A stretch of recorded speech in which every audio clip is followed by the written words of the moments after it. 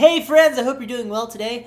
I wanted to make a Lightroom workflow dealy-do about one of the photos I captured on my recent trip to Utah. I got some fantastic photos there. It's not hard, but it is. You walk outside with the camera, hold it. You don't even have to hold it the right way.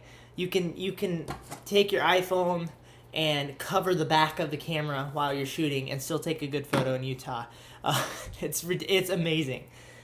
So I got a photo there, and wasn't particularly a street photo, but it was a fantastic photo indeed, and I thought it was a very dynamic photo in terms of colors and layout, and it just had this really nice feel to it, and I felt like it was something that would be interested to actually go through the process of editing it. So, hopefully I can bring you value once again, and let's jump in, shall we? Okay, we are here in Lightroom. I want to give you just a little backstory of what we were actually doing here. So Utah is kind of, well, at least the part we were in, around Salt Lake City area. It's kind of all in a valley, and so there are not a lot of trees anywhere, and so to get from point A to point B might be 30 minutes away, but you can see it from point A. It's just flat. It's like it was very Iceland-esque in a lot of ways, and especially on this day, there was cloud coverage and fog everywhere, and for the first couple of days, it was very interesting, very moody. So me and my friend Sean here decided to explore the hills of Utah, and we drove up a muddy thing, got his car really dirty, and all kinds of fun stuff. We went through a gate that there were some questionable signs. I don't think we were trespass. Maybe we were kind of maybe trespass, but it wasn't clear. Anyway, so okay, so let's just start and figure out what needs to be done here.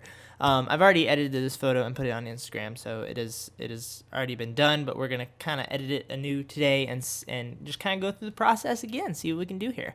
So first thing I noticed is I want to straighten this out a little bit. Just personal preference is pretty much all of editing to some extent. So yeah, I wanna straighten it out so that the roof of this thing is kind of level. Let me get this cord out of the way. Oh geez, cords. Okay, there we go. Get that. Okay, sorry. The cord was on my my return key, and I didn't want my finger to continue to hit that because it would cause me to become angry, and you don't like me when I'm angry. So yeah, so straighten this out. I wanted to get this kind of level, right? And I like it because it's such a it's been a little while since I've made one of these guys. It's such a symmetrical shape that I wanted it to kind of be fairly straight with the square. I think it's super interesting cutout square here, and you can see the landscape in the background, which leads me to my next point. I want to make this kind of really pop. Whoa! Oh, it's doing the thing again every time the mouse gets really big. It's so funny to me when it does that. You guys probably can't see it. I remember you couldn't see it on the recording last time. Anyway, so yeah, I want to make this kind of pop. That's one thing I want to pay attention to. But first, I'm going to use my preset. It is called Milky, and it's going to start out, and it's probably going to be, whoa, what's going on? Craziness. Very overkill for this situation, but we're going to tone it the snap back. Okay, like a hat. I'm going to tone it the snap back. Tone it the snap back. Okay. So what I did there was I changed the white balance to auto. First thing, I just wanted to, a lot of times Lightroom can get you a little bit closer and just give you a good feel of what you might want to go after. I like to hit auto, just kind of, it's a good little baseline thing to do. And then I immediately see that's too warm. I actually want it to feel much cooler for one, but I also want it to feel maybe a little more greenish. Okay. Something, and I'm sure I've spoke about this before, something I really like to make sure I do when I'm editing a photo, and what eliminates a lot of problems in the future, is I try to just establish my exposure from the beginning. So it's already like, when you do that, you're going to run into a lot of issues. It might be too dark, or it might be too bright. Generally too dark for me, because I'm generally trying to get the shadows to really kind of overtake a lot of the image. But I try to establish that, as opposed to like correcting all the problems that are happening from the preset with the exposure. I want to make the exposure kind of be where I want it. So I want it to be about somewhere around in here.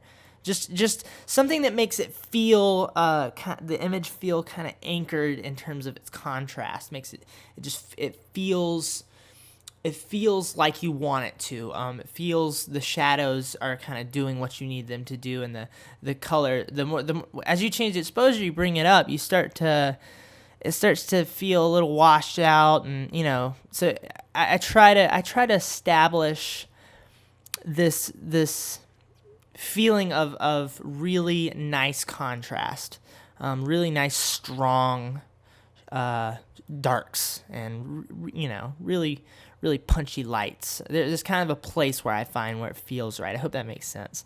So now what I'm seeing, I want to be about there. So now what I'm seeing is I've taken care of the highlights. I wanted those to come down so we could have some detail in the back here, like I was saying a second ago.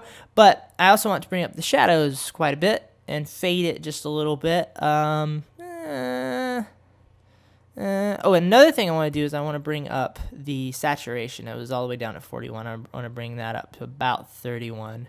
Personally, bring up some more of those blues in, and some of these browns down here. Really interesting colors there. This image is so easy to edit. It already looks so good to me because the colors are just the contrast there is incredible. You have these nice blue tones in the sky, these nice dark tones on the ground, and they just kind of complement each other perfectly. Well balanced photo, I'd say. That's what I'd say. I am going to turn on profile corrections to fix some of that. Now, let's see, what did it fix? Some of the distortion here. Now I want to figure out what I want to do with this distortion. I don't mind what it was doing there, I don't think, or maybe I do want to pull that back. Okay, I don't mind what it does to the distortion. Obviously, that's probably more proper than what the lens is giving me, because of the full frameness, and sometimes you have some weird, just Lightroom can fix those things. But I sometimes I turn it, sometimes I slide it down because I just don't want it to be, I don't want it to affect what the photo already looks like. Like even now I'm like looking at it, I don't really have too much of a problem with where it was. I think it looks fine. I'm gonna turn it off. See, this is what happens. This is the creative process, friends. I just made one decision and made the complete opposite decision immediately after. Okay, and then I'm looking at the sides, trying to see if it's, the vignette, the corrections have done anything weird with the sides, if they're too bright or something. I kind of like it maybe about right there in this case. Okay, looking good. Now I'm going to play with the blues here and see if we can make this pop a little bit more, some of these blues. Now I also don't want to maybe go too far. Is he haloing? I don't think he's haloing. I was starting to think maybe there was an halo. English is my first language. Okay, so we're going to play with this a little bit. No haloing, I don't think. I don't think generally you have haloing with this stuff. But what I'm doing is basically I'm pulling down the luminance of the blues here. I'm pulling them down so that you can they get darker, so therefore they kind of pronounce themselves a little bit more. I don't think I'm gonna mess with those too much, actually. I like it where it is. Gosh, this photo is pretty. I feel kind of great about this photo already. Little 10% things. I really want these bushes to, I don't know. I like the grittiness of them. I do want to give them maybe a little bit of something. So a little bit of I want them to kind of push through the shadows a little bit. Contrast? No. No. I like the fade. Maybe we can push the exposure up just a little bit. I don't mind that. So obviously, this is not a street portrait, but I think a lot of the same principles apply.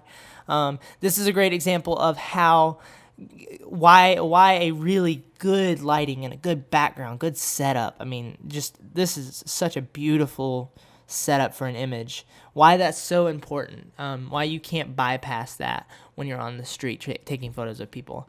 Because this is a whole nother level. I'm so happy we found this spot, and he decided this was his idea. He's like, I'm gonna climb up on the thing. No, was it my idea? I don't remember. It was somebody's idea for him to climb up on the thing, but he went for it, and he made this photo fantastic. So anyway, there we go. I feel good about this, really. Honestly, I don't think there's a whole lot more I want to do. I like to tweak the white balance a little bit, maybe green it up a little bit in the tint.